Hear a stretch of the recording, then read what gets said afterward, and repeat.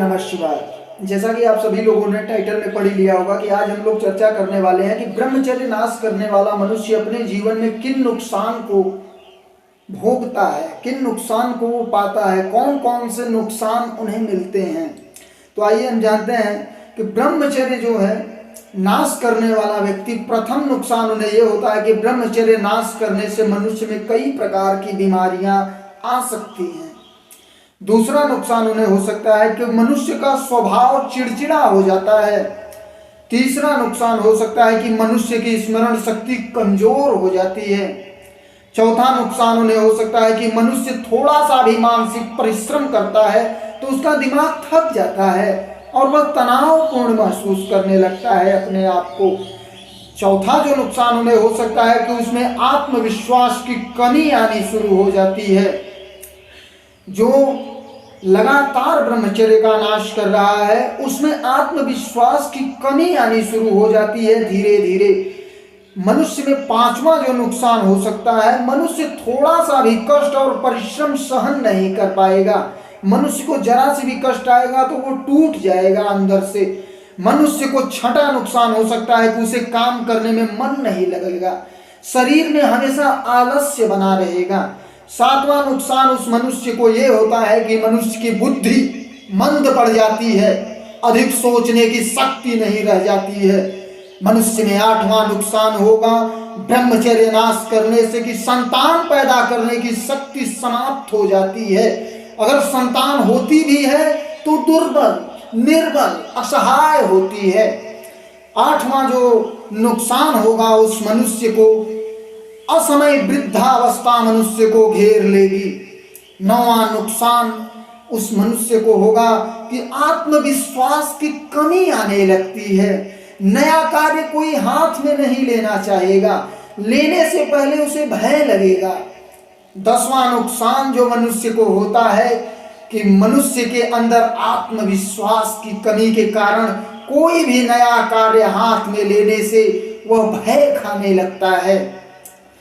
ऐसी अवस्था में मनुष्य को ब्रह्मचर्य का पालन करना चाहिए। ब्रह्मचर्य का पालन करना तथा वीर्य रक्षा करना ही जीवन है। ब्रह्मचर्य का नाश करने वाला वीर्य नाश करना ही मृत्यु है।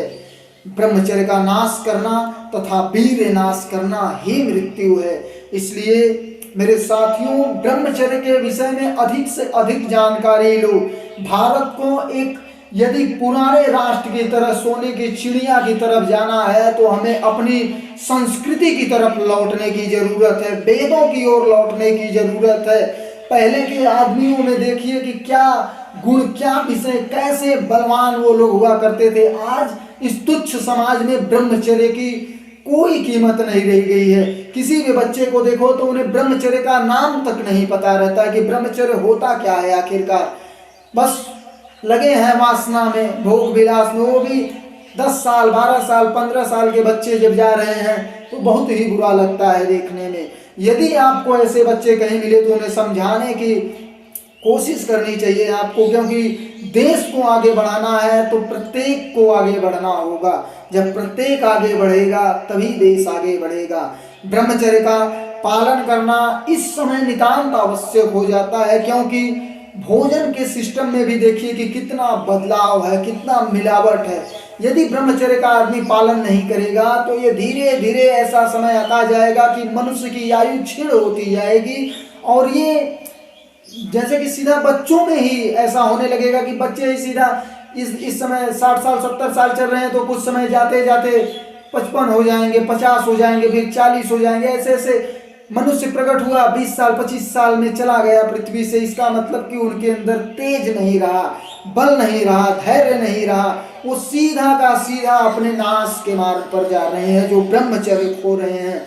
ब्रह्मचर्य का पालन करना ही जीवन है, ब्रह्मचर्य का नाश करना ही मृत्यु है।